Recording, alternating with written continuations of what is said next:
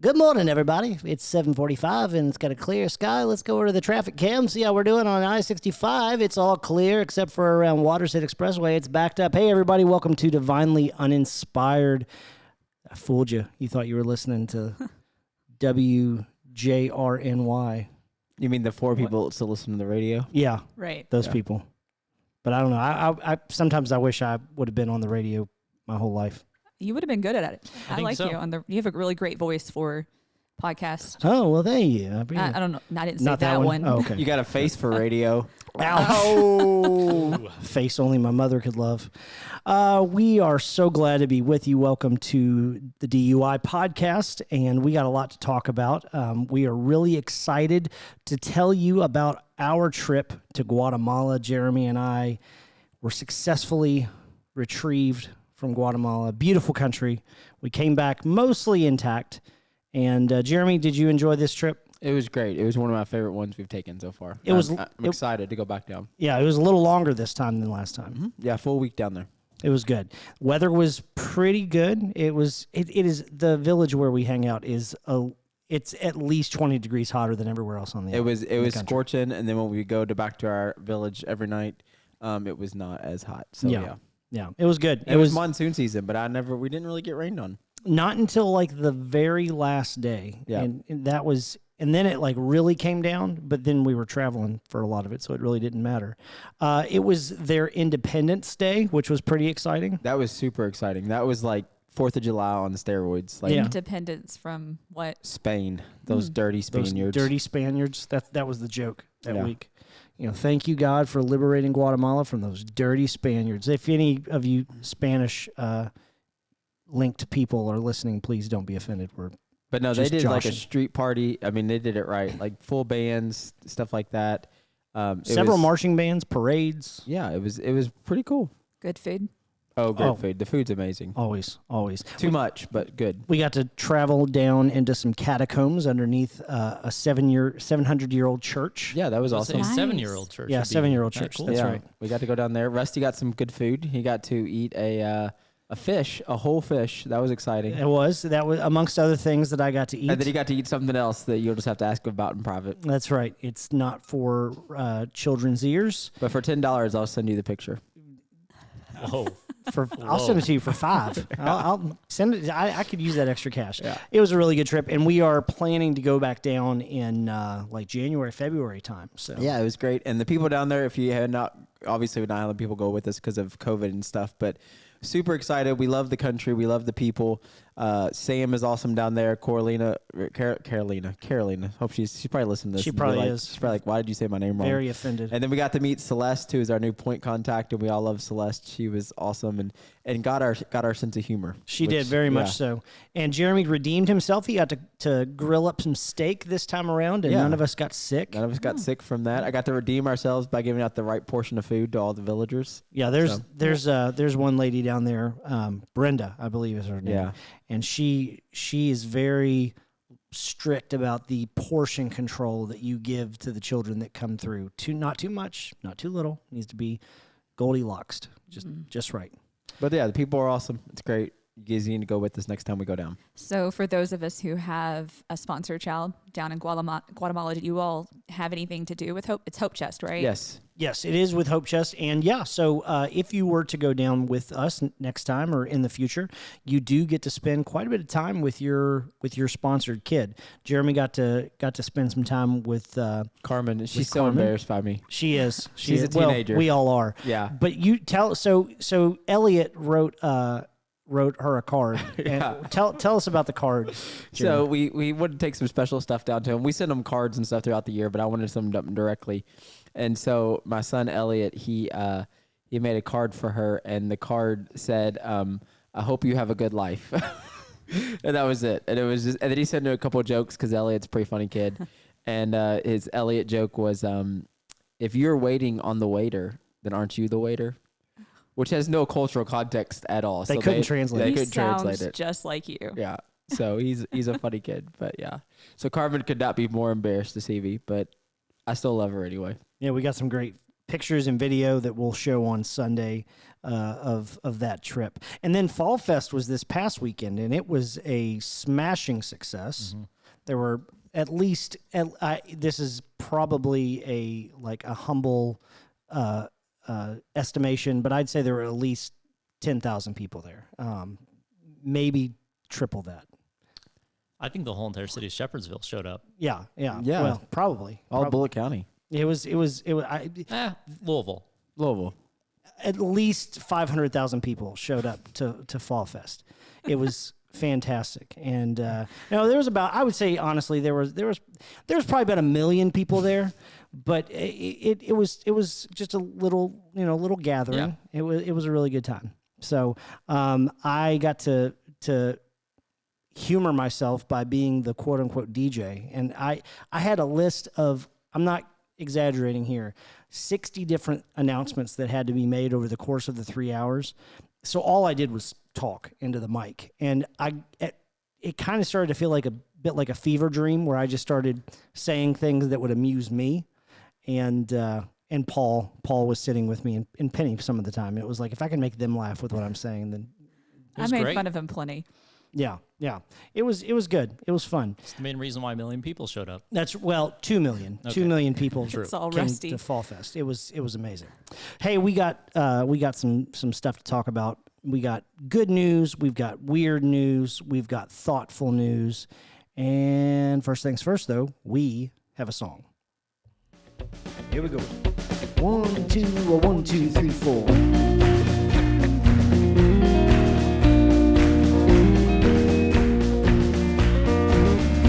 You're listening to Divinely Uninspired, podcast by Journey Church Shepherdsville, hosted by Jeremy Willis and me, Rusty Wilson. You can find us online at journeyshepherdsville.com. For questions or comments, email podcast@journeyshepherdsville.com. Maybe we'll feature your question or comment on a future episode. Thanks for listening. Enjoy the show.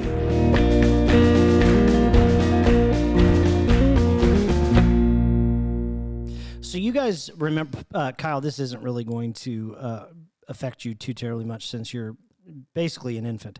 But you remember back in like the 80s and the 90s where all we heard about was the ozone layer and how CFCs were killing the ozone layer, and we had to eliminate CFCs from our air. Do you all remember that? Yeah, I just remember being like, you couldn't use, I didn't have very much hair, but you couldn't use spray, hairspray. Yes, yeah, you couldn't, any aerosol form of anything was evil and would immediately get you thrown in prison because it destroyed the ozone layer.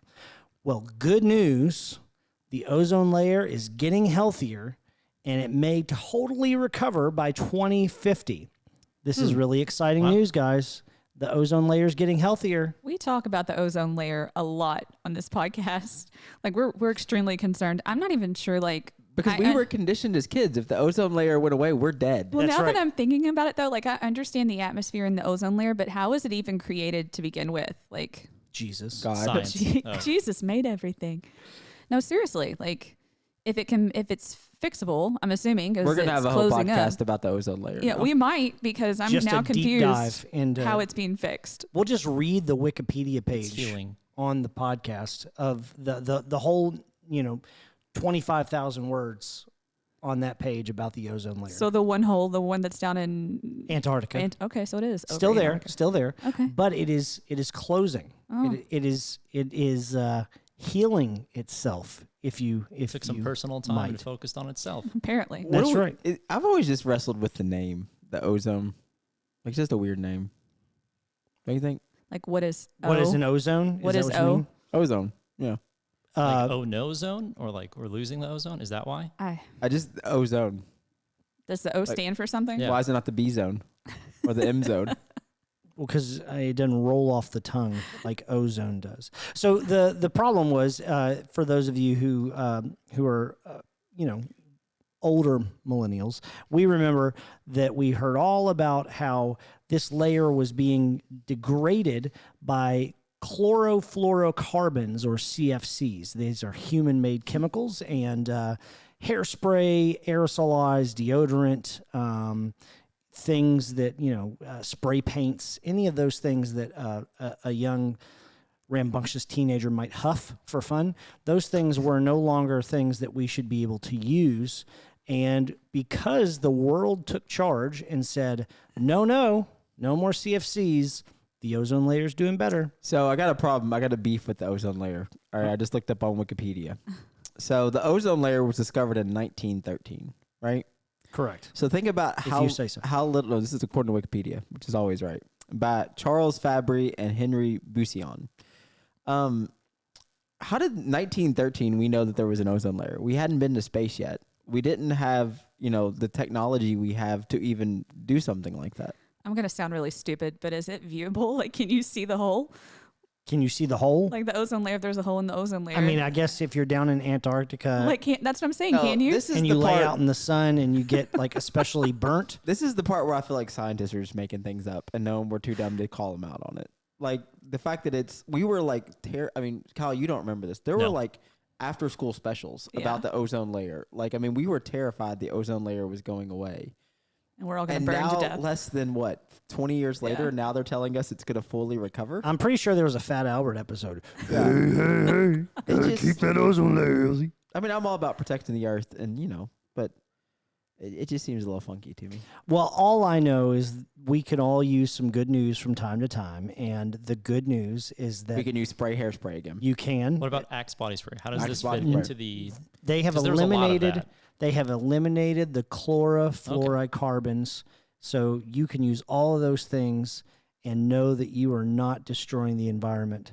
And see, climate change isn't real. The ozone layer is healing itself, and by the way, it still snows, so climate change isn't real. So, thing. like, where the hole in the ozone layer is, do they have like worse weather than we do, or do they get sunburn they easier? get more ultraviolet rays. Yeah. So all of those penguins are at a higher risk for skin cancer than us. Oh, That makes me sad. They and probably the- like it. And the walruses like and the the warmth. seals. So they those blubbery creatures. So there's only one hole just over there. That's the largest of the Yeah. holes. how large? Oh, it's big. Okay. Yeah. So let me ask this question though. So if it's these gases that's causing the hole, and the biggest one is over Antarctica, where they don't use any of those products that were causing the holes, like our penguins down there, like using a lot of hairspray. We were. That is Yeah. a good question. And the reason that it is worse there is because the air is thinner in at the poles because of the temperature. So our hairspray fumes it just all traveled all the way collects down there. Down there, and those penguins are shaking their fist at the sky. Those filthy Spaniards and their hairspray. You're ruining my ozone layer.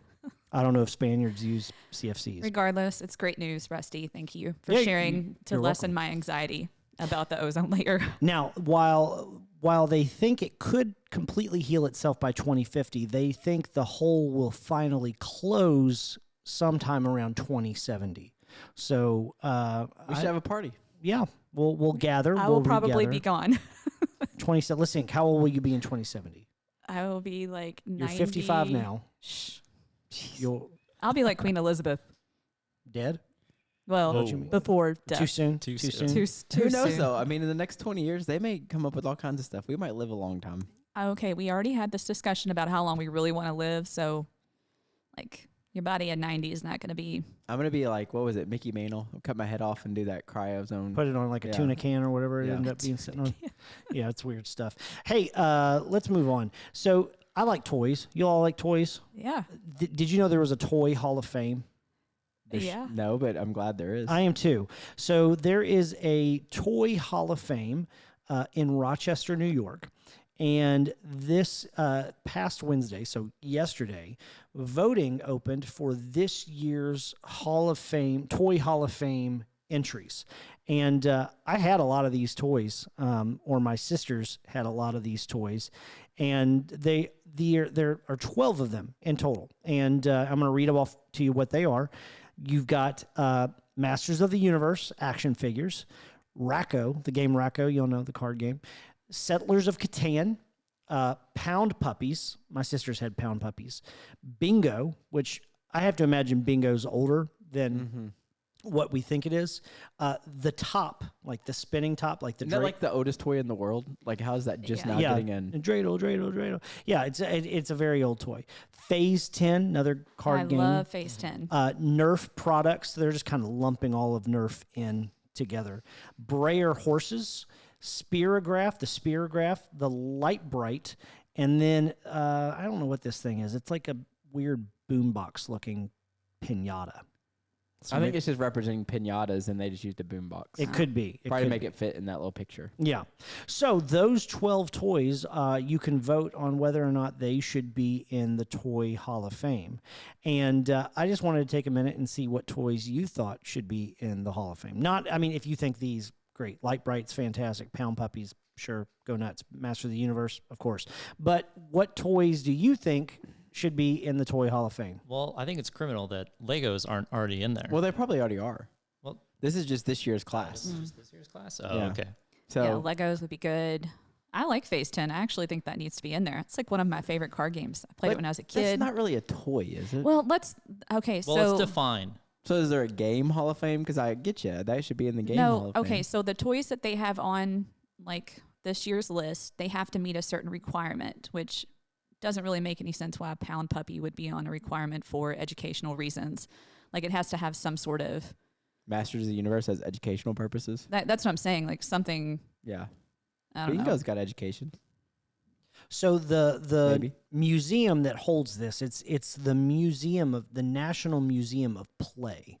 So I guess So it's not just toys. it's not like just toys. Okay. It's things that you play with. Yeah. So it's like Ring Around the Rosie in there. No, That's not that's not something you. That's It's not. play. Well, What about if we want to wheel on really a stick? the wheel on a stick, I mean, they've got to bet have that's in standards there. here. Because, Yeah. I mean, this could get into a whole weird thing, too. Oh We're yeah, I talking mean, about, what's like, your definition of play? Yeah, and toys and just, yeah. This is. Like, how do you put They got to freeze keep tag? it clean. We're gonna just keep like this our PG. podcast. Yeah, They need to PG. keep it clean. We need to keep it clean. That's right. Get your minds out of the gutter, Kyle. What? There is what's your thing, Penny? If you had to put one thing in the National Museum of Play's Hall of Fame, You know what? I will say this. Something I played with when I was little was just like the original kickball. Like, not like a ball, but the original kickball. That should be in there. Biddy had such a sad It's- childhood. yeah, She it's- played phase 10 and kickball. what What's should wrong be in with the? Phase 10 and what's wrong with kickball? Hey, You guys, Penny, what should be in the Hall of Hey. Fame? You know what? A ball. There should be a ball Yeah, in there the Hall should of Fame. be. Of Okay, toys. here's what I played with as a kid. I had Oh, this would be a good. baby doll that you fed, and it pooped out stuff. That's what I had. I had that. Also had this animal, like a puppy, that was Puppy Surprise, and when you opened its belly, like, it had 4 like other Yeah, puppies in it. you had to do a C-section. Do you know what I'm talking Yes, about? my I bet your sisters sister had had those. one. Your parents were preparing you to have children, is what you're telling me. No, actually, yeah, they did a lot of that when you're in the 80s. Yeah. Okay, so And you got a hush. kitchen, too? Yes, I had a kitchen. All right. I had a kitchen. I had. Do you have a dishwasher, Oh no, laundry set, no, none of that. Sorry. a Did vacuum? you? Did you? Yes, and that's why I do all the No, cooking and cleaning in my house. I don't think our answer is terrible. I really don't. A ball, I'm talking about something universal wise. I just think that it's funny that of all the toys that existed, probably in your childhood, you say kickball. Like, I can't even. Okay, give me something that was a. Oh wait, I have one. It's coming to me. Mall Madness. Amazing. That was board a fun game. I did like that game, even though I wasn't really allowed to play it. Cause That should go in there. That's for me. You want to play Mall Madness? So here's the good news, Penny. Your kickball was inducted in 2009. Yes. There you go. Do you want to hear some of the other toys? Yes. The things of play that were inducted? The blanket was inducted in year 2011. The blanket. The blanket. Not Like- Blanky. No, blanket. It shows 2 children both holding stuffed animals under the blanket like they've got a little fort. The rubber duck was inducted in 2013. This is my favorite. Sand was inducted just last year. Just saying. Just saying. Like, not like 2021. Connect. Sand may be the most universal toy in the world. From a geologist perspective, sand is a dry, gritty material consistent of small, loose pieces of rock, soil, minerals, and gemstones. But children recognize sand as a creative vehicle for play suitable for pouring, scooping, sieving, raking, and measuring. Wet sand is even better, ready to construct, shape, and sculpt. See, All right. it's the greatest toy ever created. All right, G.I. Joe, are they in there? They need to be in there. Let's see. Transformers need to be in there. Those sound terrible. What a terrible What? childhood. What's an wrong with awesome you? childhood. And the Yeah. wrestling figures, remember the ones that were Yep. like, they were like 12 inches tall and they were like made of rubber? Yeah. Yep. The Stretch Armstrong. Stretch Armstrong. Yeah. I had I love my Teenage Mutant Ninja Turtle toys. Oh, I did like those Yeah, toys too. they were pretty fun. They could have weapons. So Yeah, you mine both had- pleged with figurines and dolls. Yeah, they were Yep. G.I. Joes. You played with a ball. You played with a rubber. At least I was outside running around. We did too. We played G.I. Joes outside. Yeah, you can Legos play were G.I. guys Legos inside. were inducted It's not all an the way inside back toy. in 1998. Okay, that's There what you I go. thought. I figured they should be in class 1. That's Yeah. like the best Yeah. toy in the world. What about Stomp Rockets? Are they in there? Stomp Rockets. Mhm. No. Haven't seen those in here. That's one. Yeah. They make them really cheap Beyblades? now. I think Beyblades. there were skates. There were skates, not rollerblades. This just shows like my kid loves those. He loves Puppets were inducted in 2015. The Super Soaker. What about Silly Putty? I loved Silly Putty growing Oh, up. Super Soaker. Yeah. Let's see. Little Green Army Men. They were Yeah. inducted in 2014. I had a lot of those. Coloring books. 2019. I could do Wow, this that's all late. day. Yeah, I'm- okay. we got to move on, but I could do this all day long. Yeah. So Penny's got the lamest toy ever, and it's already in there. Not So- according to that. No, it's still lame. I mean, it says in Well, it's the bland. I don't know. Lame. it- It's just bland. Like there's It something about says- the original kickball that makes it. I had a the G.I. best. Joe space shuttle that had a space shuttle inside of it. But Did you you have couldn't Skull kick it. Island? Launch it Did you have out. that too? I did have He-Man Skull Island. I knew it. Here, I'm going to read what it says about the ball. The rubber ball, the most boring toy ever created, used to be used by communists to bash each other in the faces without doing any real damage. However, American children found the fun in kickball and in dodgeball, and thus history has been made. That's what it says. Gosh, Rusty. No offense to communists. Yeah. Okay, so I'm curious, what toys, listeners, dear listeners, do you think should be in the National Museum of Play's Toy Hall of Fame? Let's keep it clean, keep it wholesome, but email those to podcast@journeyshepardsville.com. Is My Little Pony in there? There's very specifics, and then there are just generalized. Like there's very Yeah. I never Lincoln- had them, but I feel like those were like a big toy when we were kids. Like girls wanted Cabbage Patch dolls and My Little Ponies. well, you were, got like, My the Little big ones. Ponies made a huge comeback. Yeah, I because mean, of the bronies. the bronies and the BronyCon and Little people who throwback, like them. Yeah, that's some weird stuff. We're not going to talk anymore about that because that makes me uncomfortable. Hey, so there are oftentimes mission organizations or mission groups or churches. You hear about churches who make some purchases, and you're kind of like, huh, I wonder, was that really a necessary purchase? And this week, Christianity Today reported on a German missionary group purchasing a luxury yacht. Mm, Yeah.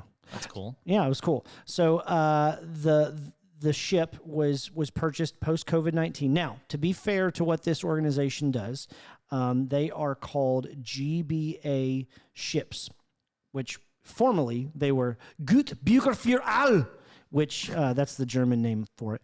And they worked in partnership with something called Operation Mobilization. And what they would do is they have about 18 port cities that they would visit with books that they would sell on the cheap to communities that don't have any access to educational material or books, and also offer some other things on the boat. I really didn't find anything wrong with it. I mean, you need to make sure that you read the article. So the yacht or the cruise ship type of yacht was bought after COVID-19 when a company was going bankrupt, correct? And they bought it from them. That's correct. By Gut Bücher für all. So they probably got it at a discount cost, and you have to take into consideration they're not going to have a staff on board to wait on them like you do on a regular cruise ship or whatever. And it's getting them around to different parts of China. No? They've got several port cities. I actually looked them up, and I had to do a translator So because it's all in German. Right. So is that saving them on cost of hotel if they have enough rooms on their ship to get them where they need to go? I mean, maybe I don't think it's out of luxury. I think that they did it because they felt that it was efficient to do so. Yeah, I guess that my question would be like, what are they going to do with it? Like, what is their Sell books, what is their like, the Bible. they're going to sell the Bible? That's Mhm. all They're going do? to sell the Bible? I thought it was illegal there. And well, it depends on the country. Here, let's look up. Why wouldn't they just give them away? Why are they selling them? They're actually selling like Peppa Pig books and stuff like that. Oh. So let's meet the fleet. We're going to go here to the ship schedule so we can see where they're going. Well, like, so my point is, before we find that, is like, like Mercy Ships buys like old cruise liners. So like, I don't think there's any problems buying something luxurious depending on what you're going to use it for. So like Mercy Ships, they buy old cruise ships and they go to port cities of, third world countries and do,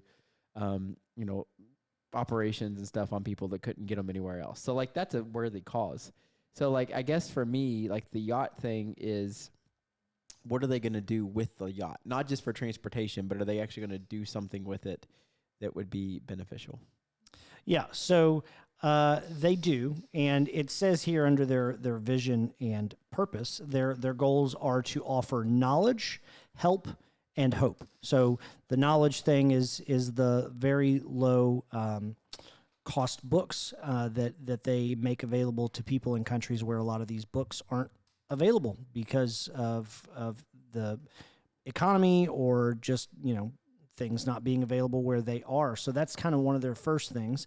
Then they do help. They go and they do some building projects and try to offer aid to the community in a tangible and physical way. And then they evangelize as well with their love boat. So I think that's what they should have called it, the love boat. What is the name of the boat? I was thinking the same thing. It's called doulos hope, which doulos is the Greek for servant or slave. So servant hope or slave's hope. Yeah, I don't know. Like Penny said, I don't know if I have a problem with it if it came down to a cost efficiency and or like, I guess because it's in a country where it's not always open to, Christianity. Like, is it easier for them to get around on the water versus trying to travel, internally in the country? That's probably a good point. So where they currently are going, Albania, Montenegro, Cyprus, Lebanon, Egypt, and Jordan. You can find more out about that at gbaships.org. But pretty interesting. I don't know. And you guys are right. I just, anytime I see a large, what could be misconstrued as a frivolous purchase by a ministry or an organization, anytime an organization is spending vast amounts of money on something, it's always, I think, needs to be scrutinized. And just like, hey, is this actually a necessary thing for what you're doing? And if so, great. Or is this an unwise usage of the donations that you receive? Yeah, I mean, I think, go ahead. So I was going to say, the question for Jeremy is, can we get a yacht for our missions? Sure, I'll get you a boat. Okay. Like a John boat that's got a hole in the bottom. Let's read if I'll get you a boat. Yeah. we could totally Yeah, get can we you get a a boat. yacht? I think it's the better question. You know how many people we could take on missions with that? I mean, People we be could like, get you a boat and call it a yacht. Yeah. Okay, yeah. I have a boat behind my mom's house right now. We'll call it Journey's Hope. Journey's Hope. Just need a trolling motor, and you got yourself a yacht.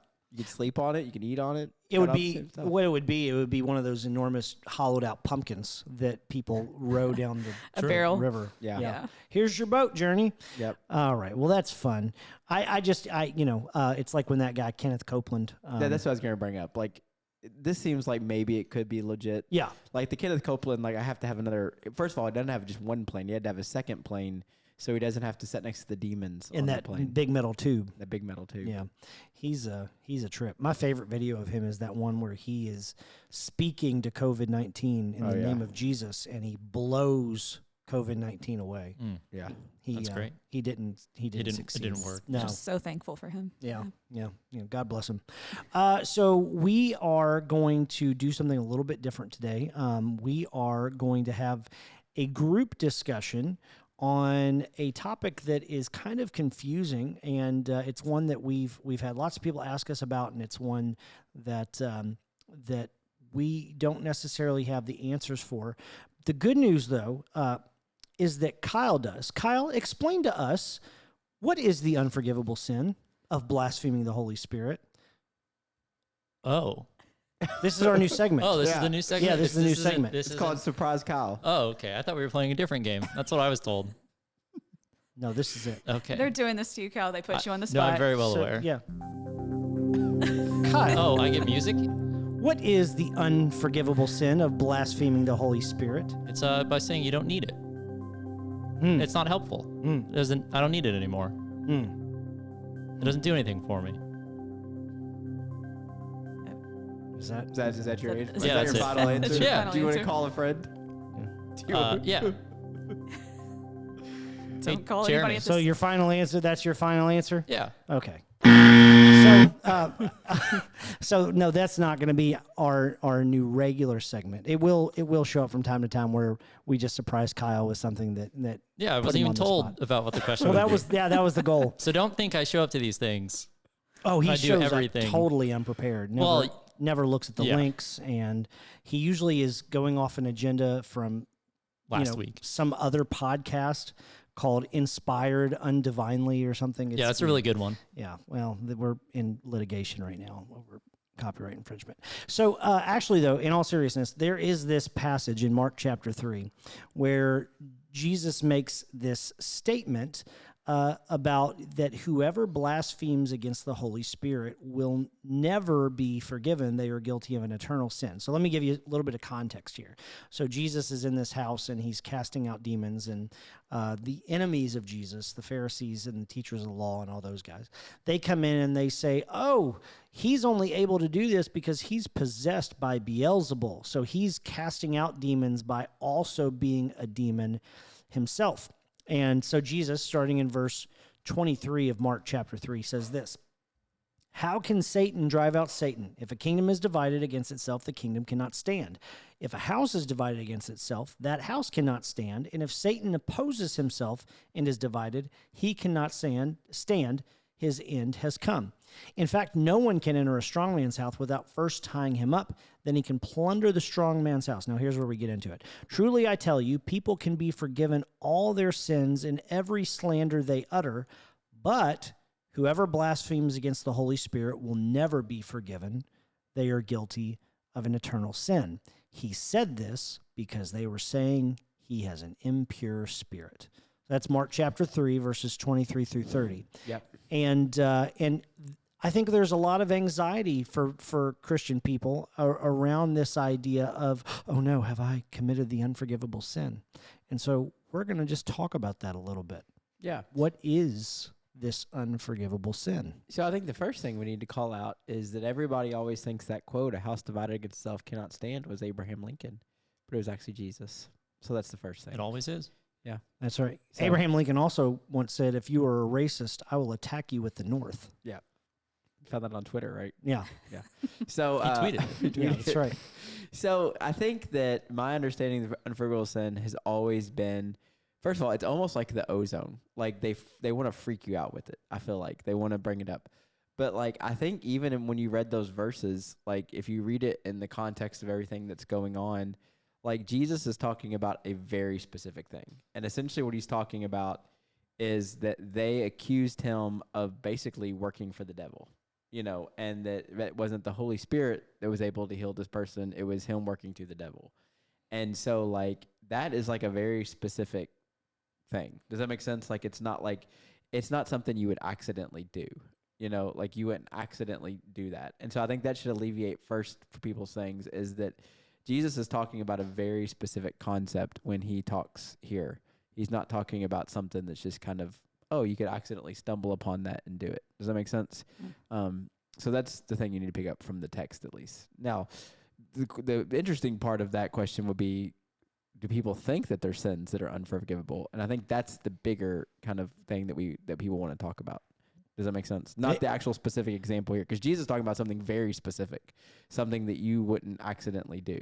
This is something, and it's not, I've heard people say, like, the unforgivable sin is to not choose the Holy Spirit. Well, that's actually not what Jesus is talking about at all when he says that. Now, I'm not saying that's not, but that's not what he's talking about. Does that make sense? Mm-hmm. He's talking about a very specific thing right here. Yeah, and here it very much looks like it's attributing evil to Jesus, attributing evil to God. But I think that is a good question of what sins do people think aren't forgivable. And so I don't know. Let's just throw some out there that we struggle with. I mean, we might as well just go ahead and say murder, right? Because Except for isn't that there's a lot of murderers in the Old Testament. That's right. David, I know. Moses, No, I'm possibly okay. Abraham. So here's how this discussion got brought up. Recently, the news of Kentucky hit back in because the Heath High School shooter was up for parole after 25 years. He was, 14, 15 when he went in, and he was back up for parole. And the question is, why was he even back up for parole? I mean, should he, as our government, should we have been like, yeah, he served his time of 25 years. He's done well. Should we let him out and forgive him? As opposed to he should serve the rest because of he's a life for a life, really. Yeah, so I think when I think about stuff like that, so the first thing is the emotional response. Is there are certain types of people that do things I don't want to forgive. Does that make sense? Like pedophilia. Like if you're a pedophile and you harm a child, like I don't want to forgive you. Like I think that is just horrible. Do you know what I mean? Like people like that. One of the things I just watched recently, I can't promote it, but I just started watching the Jeffrey Dahmer thing on Netflix, and it is it's crazy to watch it, and it's just like it draws you in, But that's like he's a guy that think about everything that Jeffrey Dahmer did, and then supposedly the rumors are that he really did accept Christ in prison, like was remorseful of everything that he did, or at least said he did. And at that point, he's going to die anyway, so it's not like being remorseful does anything other than for his own conscience, I guess. But, like that's like an example of something that like you hear what he did, seeing this Netflix series remind you of what he actually did. I mean, it was monstrous, what he did. And the question is, can we forgive somebody like that? And I think for me, it's always been not the question of can I forgive somebody like that, but would God forgive somebody like that? Does that make sense? And I don't know in my flesh if I could really forgive someone if they did something to my child. Does it make sense I like would that? never. Like yeah, that's what I'm saying. But the difference is, can I forgive them, but not forget what they've done? Does that make sense? Is like that line between like I'm going to forgive them because I have to, but I'm never going to forget what they did. And like that person, you know what I'm saying? Like, and I don't know how that works. Yeah, and I think on top of that, there are kind of two different questions being asked here. One of the questions is, as an individual, can we forgive the actions of an evildoer, somebody like this Heath school shooter? And so that's one side of it. And that's one where I think every individual has to analyze their heart, evaluate where they are on that. Then there's another side of it, which is as a society and as a civilized people, can we forgive and forget? And I think that's where there's the friction happens, because you can say, oh, well, I forgive you, but the state, the society as a whole, as a civilized group of people living together, have decided that this can't be forgiven, that punishment has to happen. And I really, as American people in general, we kind of tie all of our belief systems up into these nice parceled things together. So where you stand on certain things will automatically determine where you stand on other things. And it doesn't have to be that way. And that's why we're complicated, because you can say, oh, well, I don't believe in the death penalty, but I think that this guy should spend the rest of his life in prison. Or, well, murder's obviously wrong, but I believe that this guy should be put to death, or whatever. I think that there's a lot of friction there because it's very complicated. And so when issues like this arise, we don't always know how to interpret our feelings as individuals versus our feelings as members of a society, if that makes sense. Yeah. Well, yeah, go ahead. Yeah, I also think it's important to remember that there are still earthly consequences for the sins that we have committed, and that ultimately the eternal damnation has been forgiven of things as well. So like the sins we've committed, there should still be earthly punishments for things that have been wrong. Like I would much rather you lie to me than you murder me as well. But I can forgive you lying to me. But I can be all, but like I can accept this fact that Jesus has forgiven my eternal, like this eternal, like I have a soul, I'm going to live forever.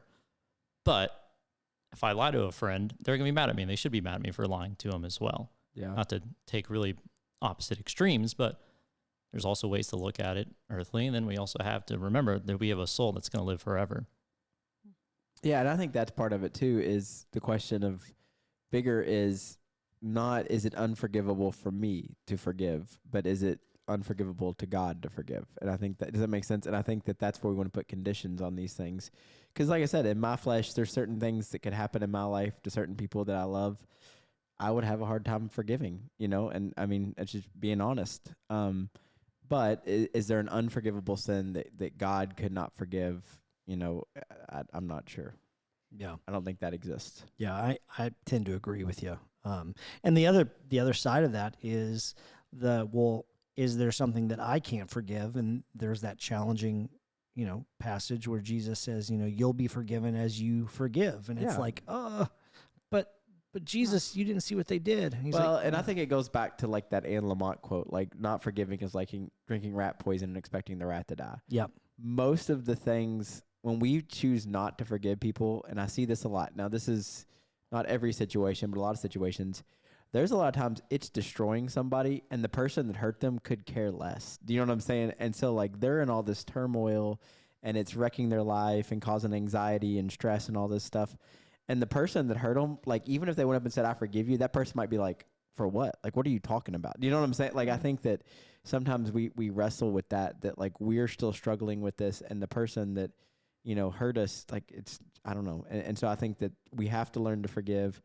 I honestly, the more I understand the Bible, I think forgiveness is more for us, the forgiver, sometimes than it is for the one that we're forgiving. And just, and I think that's an important lesson. So. Yeah, I think you're right.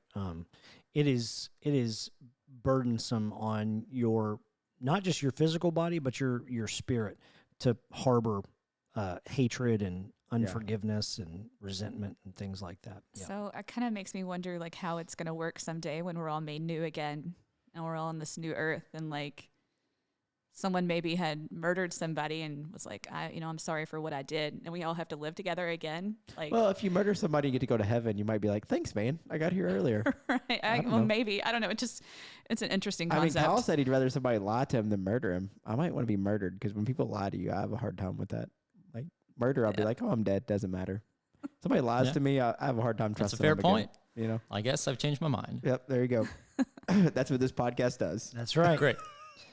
Changing minds one at a time for 28 episodes. Yeah, I've always wondered the kind of same question of, how's that going to work?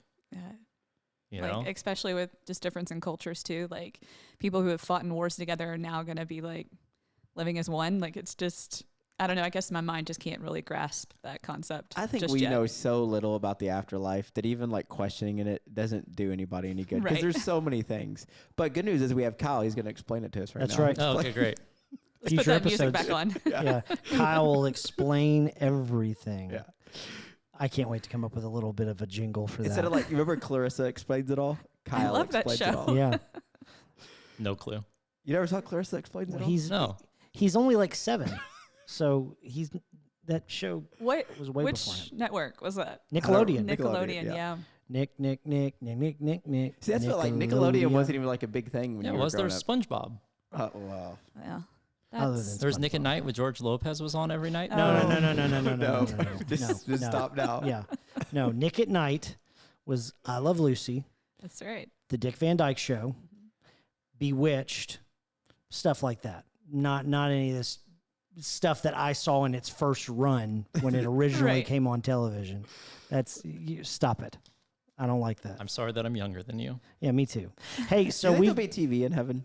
You think there'll be? I hope so, because I love it. Like sports? That's one of those questions I have.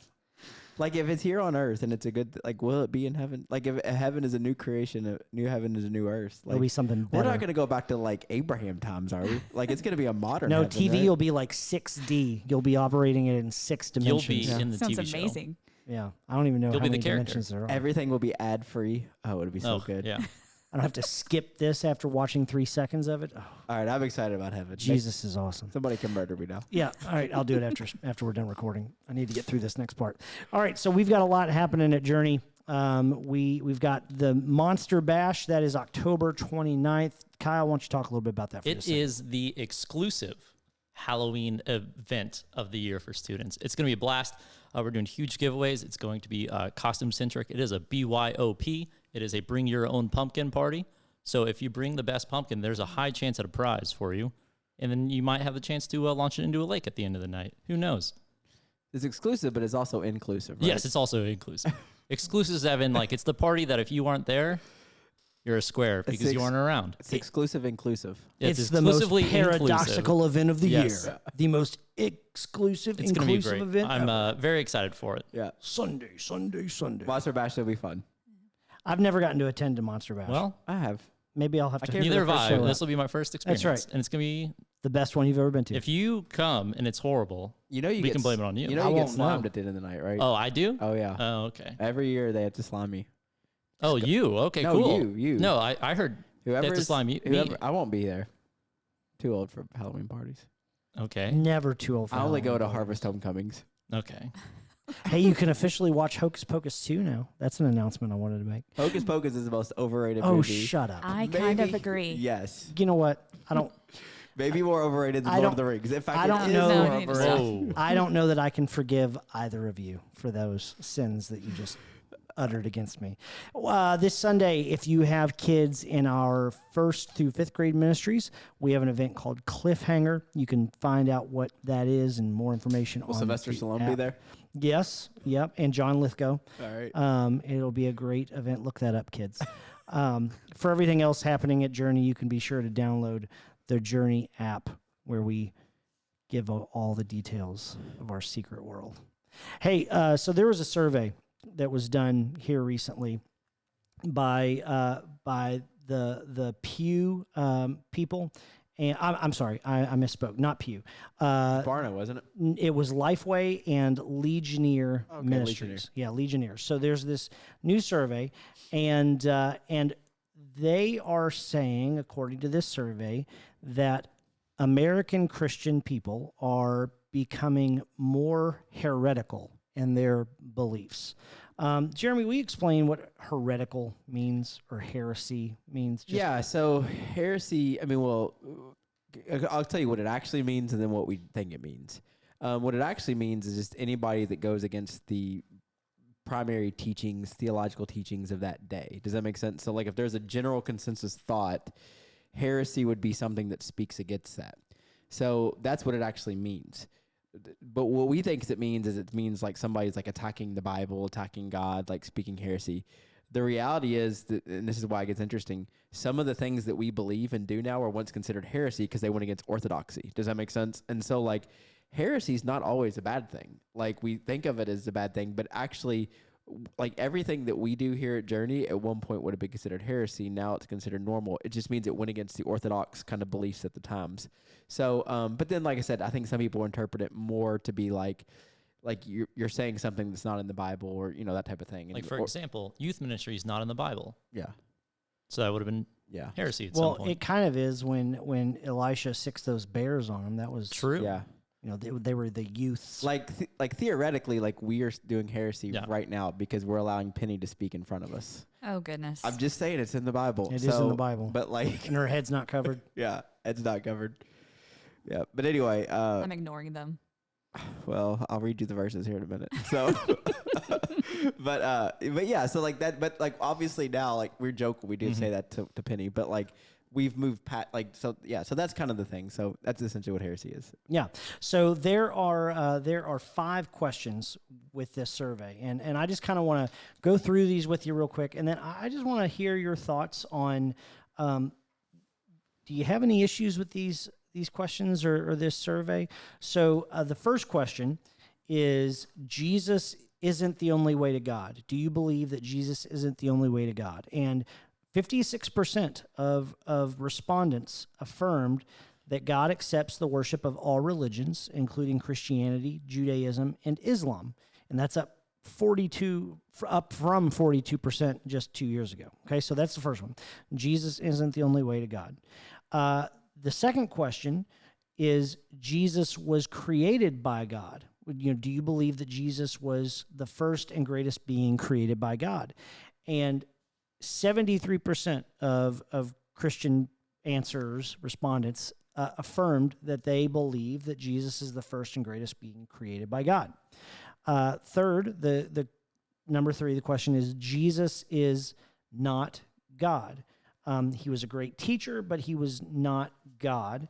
And it was a 43% of respondents believed that he was just a teacher. He was not God. He was just a teacher.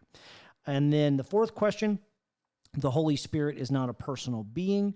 60% of the people answered that they agreed the Holy Spirit is a force, but not a personal being. And then number five, 57% of people agreed that human beings aren't sinful by nature. Most people are good by nature, but we're not born sinners. So those are your five questions. Once again, just to recap what those are. Jesus isn't the only way to God. Jesus was created by God. Jesus is not God. The Holy Spirit is not a personal being, and humans aren't sinful by nature. Now, I have several thoughts about this survey, but before I go into my thoughts, what do you think about this survey? What's it? So I don't have it. I think when I look at it, just looking at the survey, it's kind of bogus to me in the sense that the farthest day they went back to track this was 2016. So that's a 6-year span. So my guess would be most people, like it would be more interesting to me if they went back to like 1980 and then 1960. And you know what I'm saying? Like, let's go back like big chunks of time. To me, that would be more of an interesting to see where we are. So like, you know, in 1980, what would people think about this? Does that make sense? Because I think we've changed so much, like within what's accepted, what's understanding of things and all that. So I don't know. Does that make sense? Mm-hmm. Yeah. Yeah. It just seems like the scale of how far they went back. Now, that could also be these organizations didn't exist before 2016 or did this study. So that's, part of it too. But I don't know. I feel kind of weird about it. Maybe. Yeah. Well, what about you guys? Anything? Penny, no, I'm Kyle? just trying to figure out. Okay, so the first bar graph is about. Okay, so one of them, it actually gives two different types of evangelicals, and then the U.S. adults. So are the rest of these bar graphs, are those just random people, or is this actual practicing Christian? Any of the reds are self-proclaimed Christians.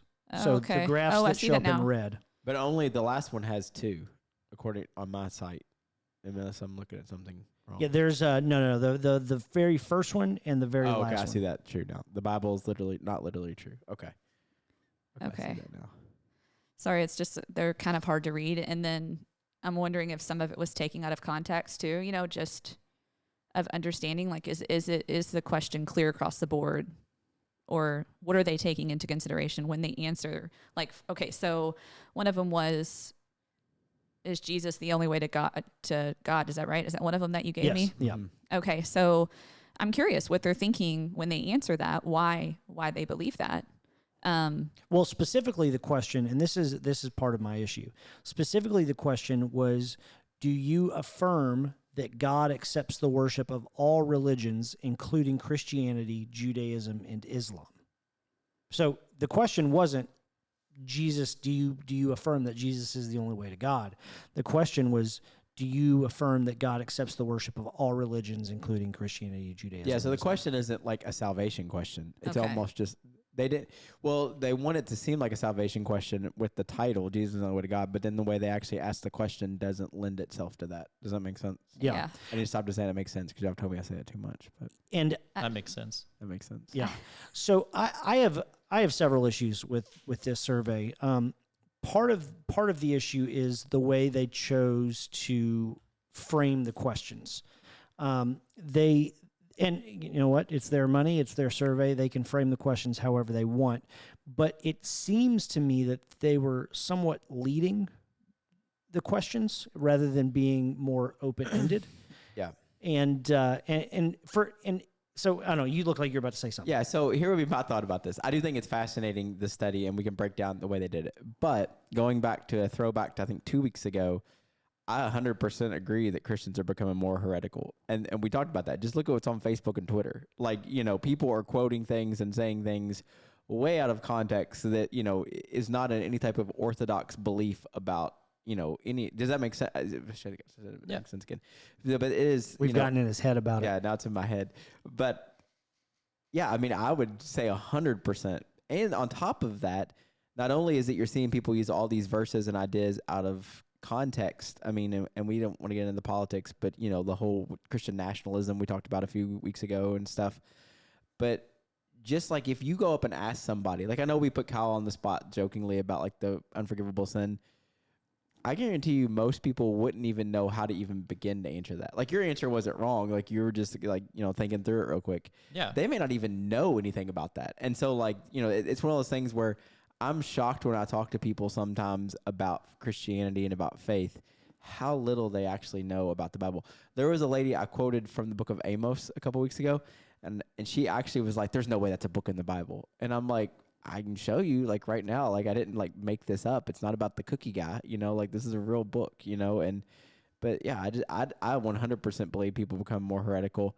But yeah. And what it sounds like is not the way that people think they're becoming more heretical, Right. but maybe in reality. Yes. Yeah. And so part of my other issue with these questions is some of that. I don't think they're good questions in general. I don't know if they're helpful. Yeah. They're helpful to prove something, but not that they can ask great questions that lead to a specific answer. Right. So the one that I had the most issue with was question number 2, which was Jesus was created by God, that Jesus is the first and greatest being created by God. I think if you ask a theologian, they're going to get into the weeds about the eternal nature of Christ. But if you're asking your average churchgoer, well, Jesus was born.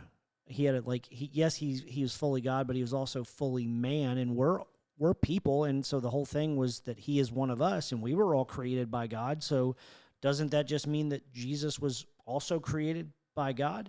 And so I think it's one of those things that your average person wouldn't even recognize that this was a controversial thought I mean, to have. And even like that, like, you talk about theologians, they're going to get into, like a really deep theologian's going to get into, okay, Jesus was the person, but Christ is something different. Right. Like the idea of him becoming the Christ. Like the Christ has always been a part of, So yeah, I mean, you could get real, like just breaking down that question real fast, And like you said, the most obvious thing would be like, well, yeah, so Jesus was born, he was born to Mary, however that worked.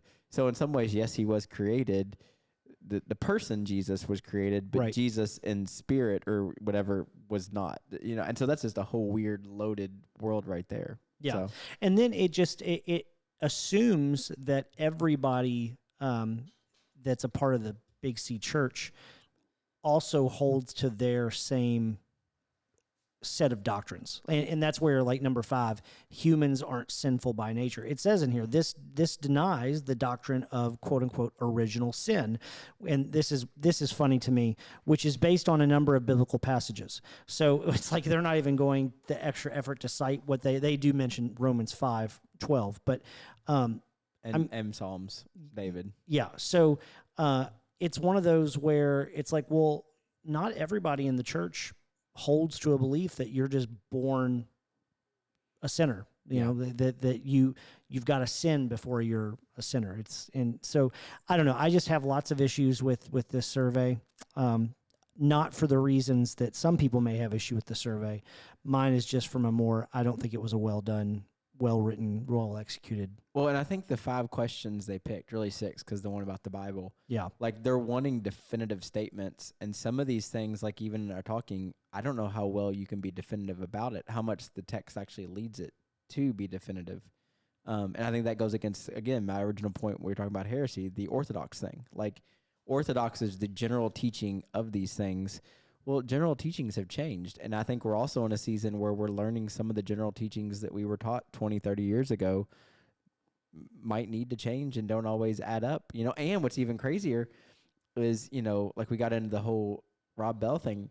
Rob Bell taught what with orthodoxy 2,000 years ago and got slaughtered for it in this generation. So he was actually going back to, you know, what was originally taught on some of these things a long time ago by the original fathers of the faith, and yet he got slaughtered because he brought up questions that they brought up 2,000 years ago. So that's just a weird whole world in there when it comes to heresy. Yeah.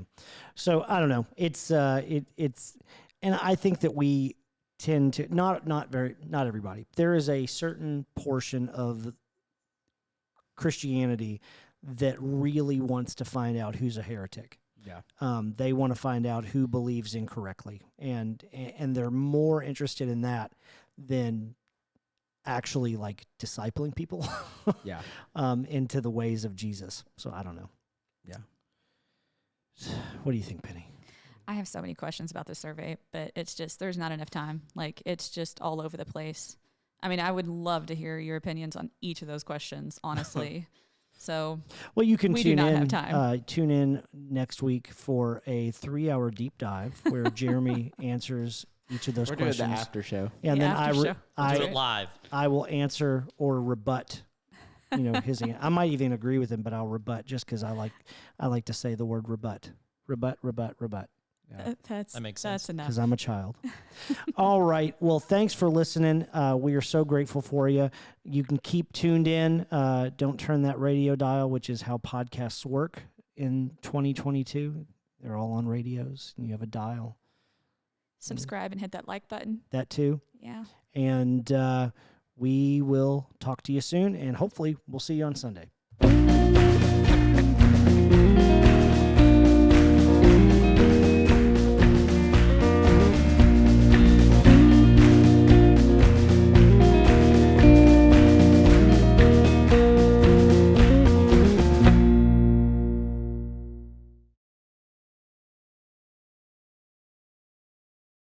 I like them. They're fun. You know what? People in the car, as you're listening, are probably slamming your hand into the radio thinking there's something wrong. It's not. We're just all staring at each other like that. We're trying to see like who's gonna say what. That's right. Like who's gonna say the dumb thing like jellyfish or multi. But you redeemed yourself. Because of the man of war. I knew Yeah. I was thinking of something along those lines, but I was way off of the jellyfish. I'll admit it. Samsonite. Way off. All right. Well, that's our show for today. We can't wait to be with you again. Once again, Jeremy and I are currently in Guatemala while you're listening to this, and hopefully we will be back with you soon. Thanks for listening.